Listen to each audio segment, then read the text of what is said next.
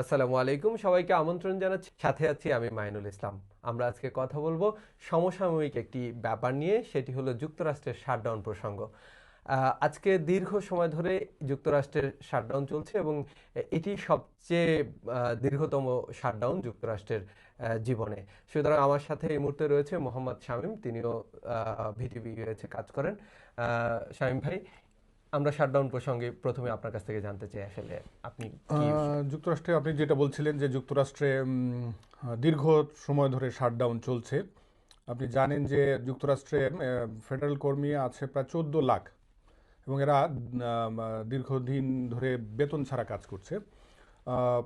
পহেলা October থেকে অক্টোবরে সাধারণত বাজেট, যে সরকারি সংস্থাগুলো আছে, কেন্দ্রীয় সরকারের অধীনে যে সংস্থাগুলো আছে সেই সংস্থার তাদের আগামী বাজেট পাশ না হয়, পহেলা অক্টোবর যেহেতু বাজেটের সেই চুক্তি অনুমোদন যদি হয়ে যেত তার আগে, তাহলে সেক্ষেত্রে আপনার এই এই অচলাবস্থা হতো না। এবং বাজেট যদি পাশ হয়ে যেত তাহলে এই অর্থ নিয়ে, যে অর্থ বরাদ্দ নিয়ে এই সংকট তৈরি হতো না। এবং সেই অর্থ সংকট নিয়েই আসলে মূলত যারা কাজ করছেন তাদের মধ্যে একটা হতাশা কাজ করছে, যে দীর্ঘদিন ধরে তারা বেতন ছাড়া কাজ করছেন, ফলে অন্য জবের দিকে অনেকে চলে যাওয়ার চিন্তা করছেন। অর্থাৎ যুক্তরাষ্ট্রের যে প্রধান দুটি দল, ডেমোক্রেট এবং ডেমোক্রেটিক আর রিপাবলিক। রিপাবলিকান, তো রিপাবলিকান ক্ষমতায় রয়েছেন এবং তার প্রেসিডেন্ট ডোনাল্ড ট্রাম্প তিনি কিন্তু ডেমোক্রেটকে দায়ী করছেন যে তারা আসলে এই বিলে সই করছেন না বা তারা সমস্যা তৈরি করছেন।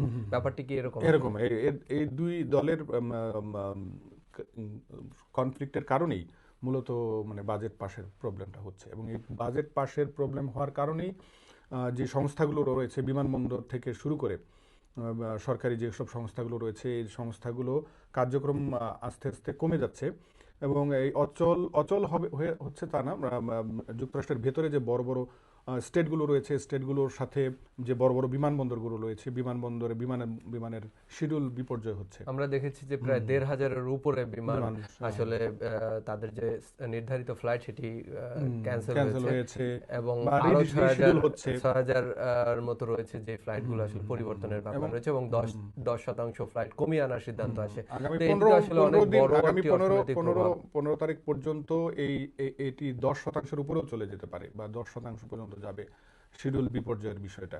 তো সেক্ষেত্রে এখানকার স্থানীয় লোকজনদের জন্য, স্থানীয় ব্যবসায়ী, স্থানীয় যারা যারা প্রতিনিয়ত যাওয়া আসা করা লাগে ব্যবসায়ীর কাছে, সবকিছুতেই তাদের কিন্তু বিপর্যয় হচ্ছে। ফলে এটা যুক্তরাষ্ট্রের ইকোনমির জন্য আসলে খারাপ বলা হচ্ছে যে প্রতি সপ্তাহে মিলিয়ন মিলিয়ন ডলারের ক্ষতিগ্রস্ত হওয়ার যে আশঙ্কা সেটি কিন্তু চলছে।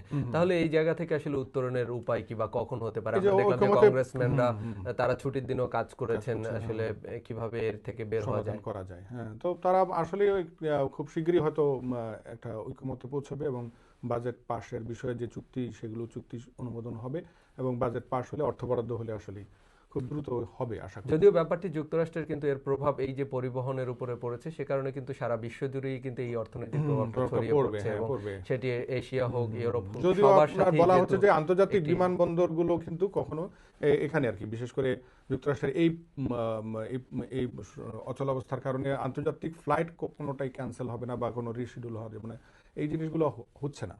ফলে আন্তর্জাতিক ক্ষেত্রে খুব একটা সমস্যা না হলেও স্থানীয় ক্ষেত্রেও সমস্যাটা বেশি আর কি।